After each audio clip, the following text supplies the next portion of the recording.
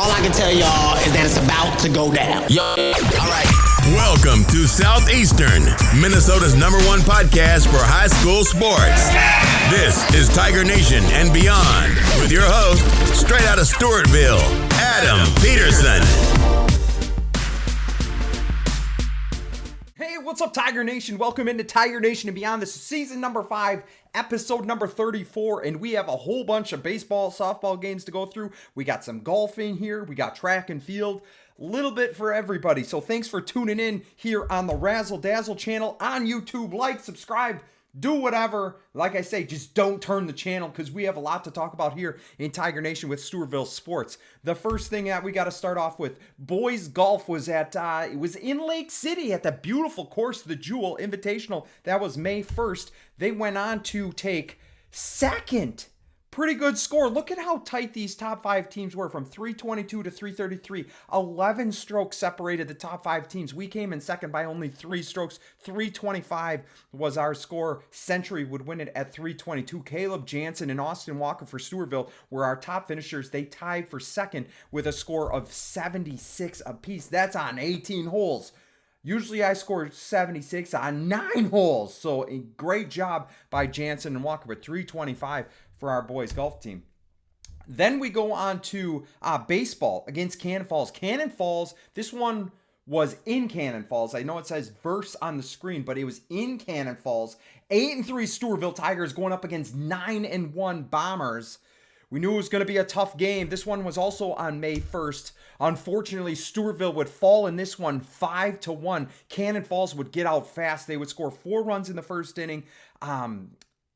We would blank them the rest of the way. They scored 1 in the 6th. We would only get 1 in the 3rd. It was on an, can't remember how it worked out. I forgot to write down exactly what happened there, but Stewartville falls to Cannon Falls 5-1. Titan Clunner, 5 innings pitched, 6 hits, 4 earned runs, no walks, 3 strikeouts. Skustad, 1 inning pitch, 1 hit, 1 earned run, and a walk and a strikeout. One of every category, just 1 across the board. AJ Hebel, here you see him holding up his fist. That's because he had a pretty good day there. Our second baseman, the senior, he was 2 for 3 with a stolen base. Brady Pickett, the leadoff hitter, 1 for 3 with a run scored, a walk. Owen, the whole kitchen sinking, he was 1 for 3 with a stolen base and a walk. Luke Hebel, younger brother to AJ, he was 1 for 3, and then Carter Miller was 1 for 2. That accounted for our 6 hits. So Stewartville, 1 run on 6 hits, no errors. Cannon Falls, 5 runs on 7 hits and no errors. So pretty clean game in the field. Unfortunately, Stewartville wasn't able to get this one done. But if you remember, a lot of times we go back to back. We see them pretty soon, and you'll see them later in this episode because I think we played them,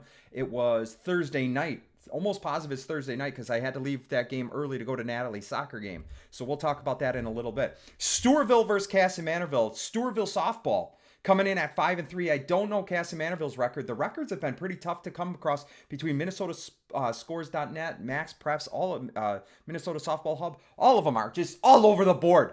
Can't find anything that looks accurate. So, but I do know Stewartville, after taking 4 or 5 games last week, they come in at 5-3, and I do know that Cassimanorville and Byron are 2 of the top teams in the conference. So we knew it was going to be a tough game. Let me run down what happened for you. Inning number 1, Tressa Smith Sr. takes the mound, strikes out the side in the top of the first. Then in the bottom of the half of the inning, Lana Layton singles to the right side of the field. Then with 2 out, 2-2 count, Sidney Clara, 4th hitter, hits one hard to the second baseman who struggled to hang on to it. Layton would come all the way around to score. Clark would move to second, and then heads up base running. Clark got to third. I think it was it on a pass ball or a straight up steal? I can't remember, but she ended up on third. Grace Elton, our catcher, would hit a hard grounder to the third baseman, made a bad throw to first. Sidney Clark would score. That would make it 2-0 Stewartville, and we were rolling after 1. Casson would score 1 in the second and 2 in the third. They would take a 1-run lead, but then Stewartville tied it back up in the bottom of the third as the Tigers would take advantage of 2 straight errors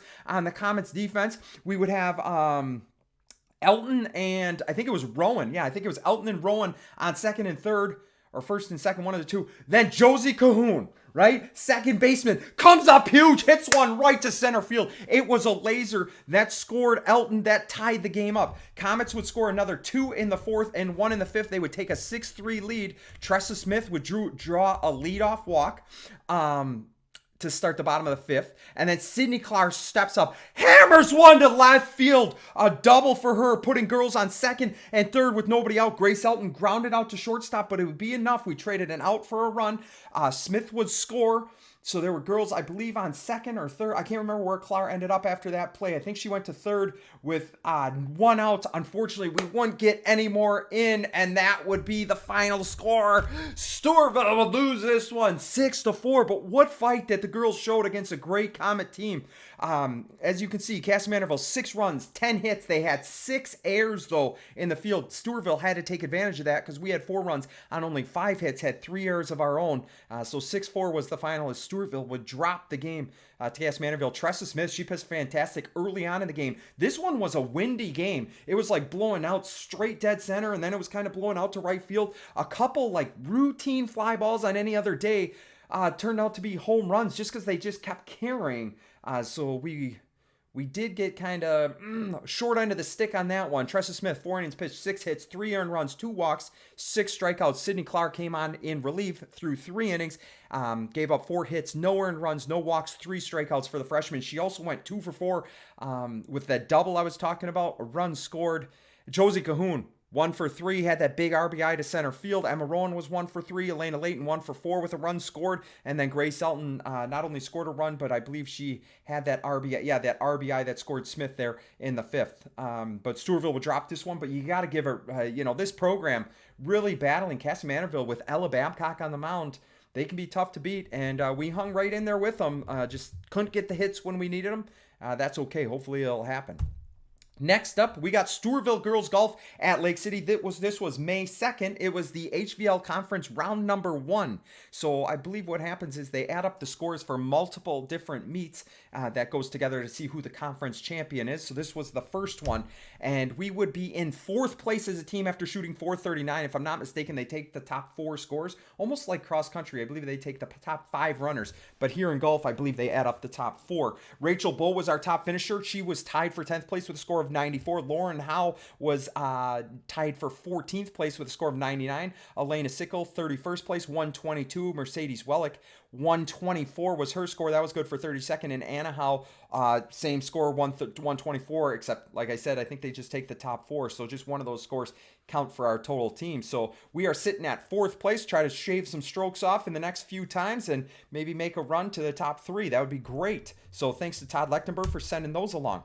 Then we go to Stewartville versus Century Softball. That was also on May 2nd, so back-to-back games. Monday, Tuesday, and then I want to say they played Friday, if I'm not mistaken. Don't quote me on that. May 2nd, Century came to town. They had an outstanding pitcher, and unfortunately, we couldn't get much going in this one. Century would win 8-1. Century would put up 2 runs in the first, 4 runs in the third, 1 run in a 4th, and then 1 for good measure in the 7th as they would get 8 runs on 14 hits, 3 errors. Stewartville would only get 1 run in the 5th inning. We had 1 run on only 2 hits and 1 error in the field. Elena Layton and Savannah Hadeen each had the hit for us, and then Hadeen scored our only run of the game. So after 2 straight losses, we'd be trying to look to bounce back. I believe the next game was going to be against Faribault on Friday.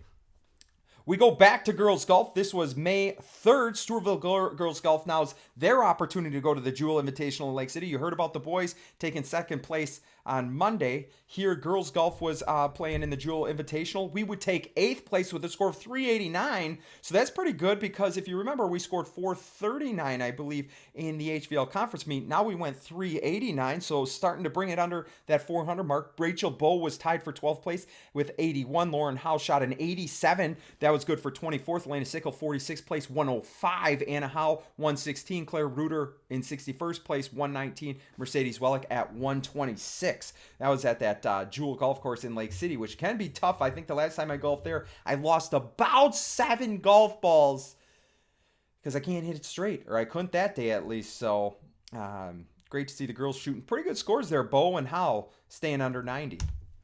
Then we go to Stewartville Baseball. You heard me talk about Stewartville Baseball taking on Cannon Falls earlier in the week. This one was May 4th, so yeah, Thursday night. 8-4 Stewartville against 10-1 Cannon Falls. And this one was in Tiger Nation. Let me tell you about this one. We would be looking for revenge. Well, Let me tell you how it goes. Second inning, A.J. Hebel got on with a single, and then Zach Schreiber brought him all the way around, ripped a triple to right center field. We'd get one in the second. Then a big fourth inning for the Stewartville Tigers with one out. A.J. Hebel got on with a single to the left side. Then Zach Schreiber roped a double to center field, putting us with guys on second and third. Jace Klug pulls one to the right field, scoring both Hebel and Schreiber, giving Klug the 2 RBI single to start off the fourth inning. Brady Pickett would take a 1-1 pitch up the middle. That scored Klug. That gave us 3. Pickett would steal second and third and end up scoring on a pass ball to give us the 4th run for the Tigers in the inning. The 5th and final run came after Owen Sickick walked and then moved over to third on a steal and then that pass ball that Pickett scored on. And then Reed Neubauer, our shortstop, beats one out. I think it was an infield grounder. Beat it out to first base. That scored Sickick. That gave us 5 runs in the 4th inning alone. That was huge. In the 5th inning, Titan Clunder led off the 5th inning with a double, moved over to third when Schreiber pulled it again to the right side of the infield. Jace Klug would drive Clunder in on a 2-out single, giving Klug 3 RBIs for the day. The sophomore was fantastic. And let me advance along. We win it 7-4. You see, Cannon Falls got out to a lead, 2 runs in the first inning, but then 1 run for us in the second. That big 4th inning, 1 run in the 5th. It was 7 runs on 11 hits, only 1 error for the Tigers. Cannon Falls, 4 runs on 8 hits, 1 error. Incredible game. Good to see that. You see my guys up here. I got a couple. Jace Klug is on the right, Zach Schreiber on the left. I mean, 2 guys, once we talk about them, that probably go for players of the game. Colton Parker, fantastic outing on the mound. 4 innings pitched, 2 hits, only 3 earned runs, 4 walks, 4 strikeouts. Tapia comes on in relief, gets the save. 3 innings pitched, 6 hits, 1 earned run, 3 walks, 3 strikeouts. Jace Klug, 2 for 2 with 3 RBIs, a run scored, and a walk. Zach Schreiber, you heard about that triple. That was huge. 2 for 3, a double, a triple, a run scored, and an RBI. Fantastic. A.J. Hebel, he had that hot game against Cannon Falls before. He had another one. He must know something about the Bombers. 2 for 3, scored 2 runs. Reed Neubauer was 2 for 3 with an RBI. Titan Clunder, 1 for 1 with a double RBI.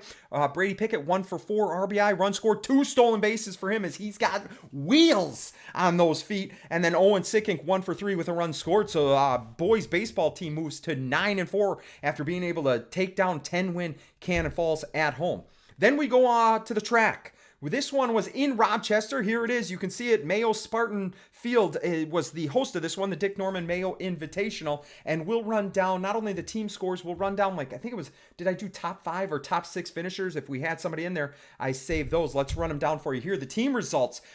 This one is a competitive meet. Everybody brings like their top 2 or 3 people. This isn't just everybody gets to compete. You got to bring your best here. And that's what these teams did. Our Stewartville girls finished at 338.5. That was good for 6th place. And our boys at 480.5 would finish in 5th place. So Owatonna would win it for the boys. Century for the girls. They had outstanding meets. Let's run down the men's finals first. In the 100-meter dash, Dylan Scanlon, 11.39, good for 6th place. Then we had the 200-meter dash. Scanlon again in 6th place. This was a PR for him, 23.52. In the 1600-meter run, Josh Langstaff, the sophomore, 4:49. That's a PR for him. Incredible, running under sub 5 minute for the mile. Love that. That's good for 3rd place in this top-notch meet. In the 300-meter hurdles, Cam Thompson, 43.4. That's his best run. When you're running with guys like Carter Holcomb, Seth Johnson, I mean, you're probably going to push your time a lot lower because you got to chase them. They were fantastic. They ran low 40s. Incredible. Thompson 43.4, good for 5th place. In the 4x100 meter relay, we took 4th place with Conlon, Scanlon, Johnson, and Buntrock at 44.62, just flying. Mankato West would win 43.62. In the 4x800 meter relay, we took 4th place with Goff, Miller, Hagen, and Sellers. 9:10 was their time, almost 9:11, just 3/100ths of a shy, but still top 5 finish for them. In the shot put, Peyton Byrne launching it all the way back to Stewartville. Actually, I don't know which direction the shot put faces, but he launched it 52 feet 1 inch. Incredible as he takes 1st place. You can see Tor Lunas there in 3rd place, 50 feet 9 inches. So we had 2 of the top 3 throwers. In the discus, Tor Lunas would win this one by over 10 feet as he threw a PR 174.4. I believe a couple of our guys did not record a distance. I don't know if they had faults or what, but doesn't matter. We brought home first place in men's discus. In the high jump, how about this? 3 of the top 6 guys from Tiger Nation. Carter Anderson, 6'4" jump is only good for 3rd place. That's how competitive this meet is. You had some guy go 6'7.5" from Mayo. Incredible. But how about Jason Schindler and Dylan Hood? Both clearing 6 feet. Awesome job for them. In the long jump, we had a 4th place finisher in junior Charlie Wood, 20 feet 9 inches, only 2 inches behind Holcomb, the outstanding athlete from Rochester, Mayo. Then we move on to women's 400-meter dash. The superstar, Audrey Schindler, first place by 4/100ths of a second. Audrey flying 101.05. Just beat out the senior from Mayo. That had to be quite the finish. Photo finish, maybe. In the 300-meter hurdles, Hannah Hansen must have been flying if she dethroned the queen of the 300-meter hurdles here in Tiger Nation. Haley Strum, though, still puts a season best up, 45.66, only 9/100ths of a second behind Hansen from Mayo. So great to see that competition. You can see those 2 girls were a full almost 2.5 seconds in front of the 3rd place finisher. In the 4x400 meter relay, we went 2nd place with Strum, Clement, Spencer, and Schindler with a time of 4:13.67, just a half a second behind Century, who ended up winning this one. Then we go to the discus. We had a 6th place finish with junior Anna Cummins, 94 feet 8 inches. That was a PR for her, so great throw. We had some 132 won this one. She's launching that thing. In the high jump, it's going to be 2 girls in the top 4. Morgan Schild and Audrey Schindler tied for 4th place with both clearing 5 feet. So great job by the 2 freshmen, 2 of the top 5. Then we go to pole vault. Megan Urban, the junior, 10 feet. She clears it. That's a PR for her. Good for 2nd place. Now we go back to the softball diamond. It was softball against Faribault on Friday. The clouds were roaming in. The lightning was supposed to be coming, rain, so the forecast didn't look good, and we were just trying to get this game in, and we did not make it happen. We made it to the middle of the 5th. We were just starting to bat.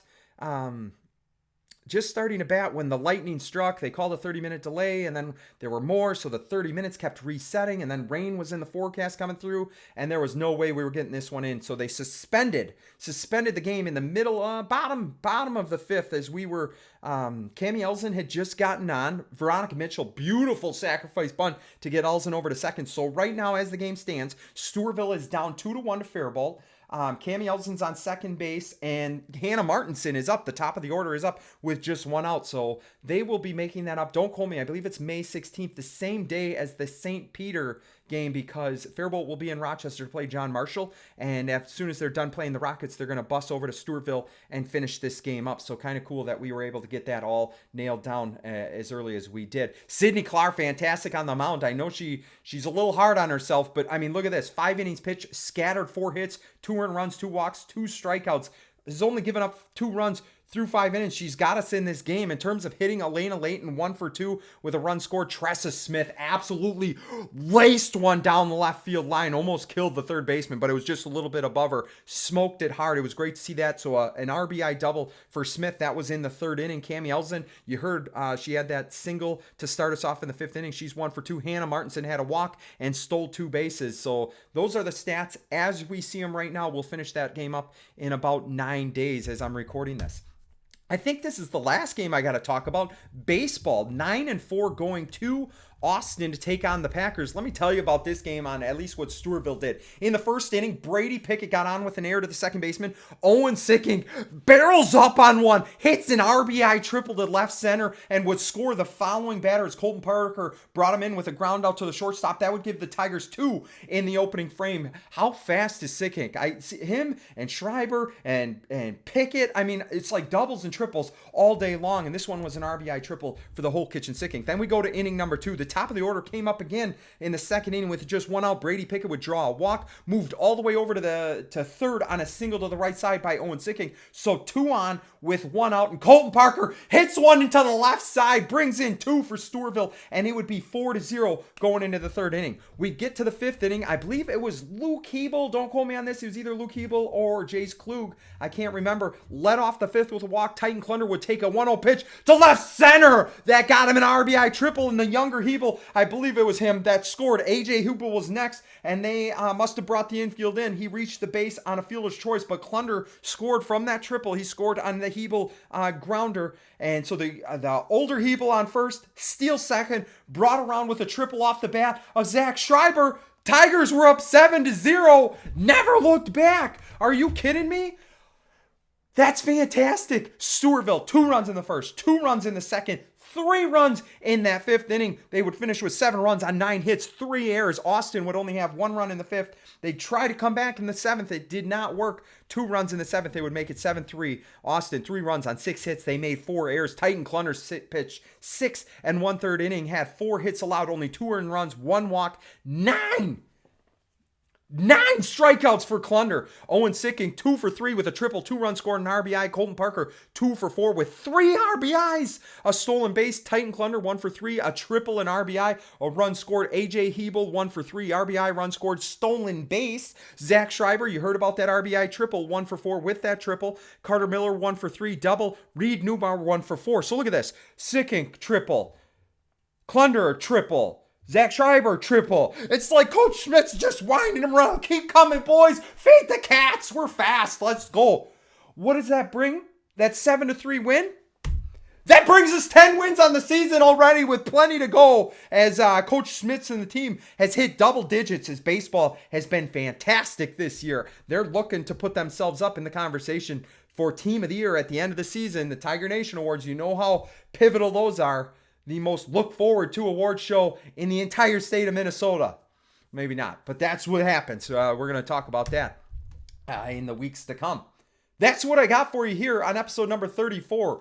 Baseball, softball, track, golf. Trying to hit everything I can. I appreciate all those people that not only send the stats to me on TigerNationBeyond@gmail.com, but also the people that post pictures on social media so I can put those in the presentation. Try to shine a nice old spotlight on the amazing athletes that we have. Maybe put up those players of the game. I think I forgot to mention Tressa Smith was in that picture for that softball game against Faribault that got suspended, with her RBI double. Right now, she's Queen Bee, but hopefully we'll put another picture in there when we finish this game, and hopefully we can get the W there. Plenty of action here the last couple of weeks. It's May 7th right now, so I think there's only 2 weeks of regular season left, and then we go into playoffs already. I do know sections are coming up, or True Team is it, for track and field, so playoffs are going to get rolling here soon, and I'm excited to break those down here for you when they happen. If you have anything for me, any stories, any pictures, any stats, any results that you want me to share here on Tiger Nation and Beyond, you know where to find me, TigerNationandBeyond@gmail.com, or you can find me at any one of the softball games. Probably I try to make as many as I can for obvious reasons. So I think that's what I got for you here. I appreciate you tuning in. Thanks for always sticking along with Tiger Nation and Beyond. Thanks for cheering on the athletes, the games. We've seen massive fan support. That's awesome. I see the social media presence from the coaches and the people that are helping out with the programs. The Sandlot, outstanding facility. Great to see that open. Thank you to all the volunteers that are working that or got that put together. I think it's just such an addition. How about that? The wrap on the garage for the Sandlot. Did anybody see that picture? What are the chances I can talk Crystal into allowing our garage to get wrapped like that? Probably zero. Probably zero. But maybe if you guys out there talk her into it, maybe if we collectively get together, at least one of our garage doors can be put at that Tiger logo because it looks legit. I love it. Love it. Maybe, who knows, maybe this Tiger Nation and Beyond logo up on our garage. That would be even less likely if you ask Coach Peterson from the softball team. That's what I got for you. Thanks to everybody for tuning in. Thanks for cheering on our athletes. And thanks for always listening to Tiger Nation and Beyond. This is, I think that's going to do it though. Season number 5, episode number 34 in the books. Until next time, remember that you're never wrong to do the right thing. Take care, Tiger Nation.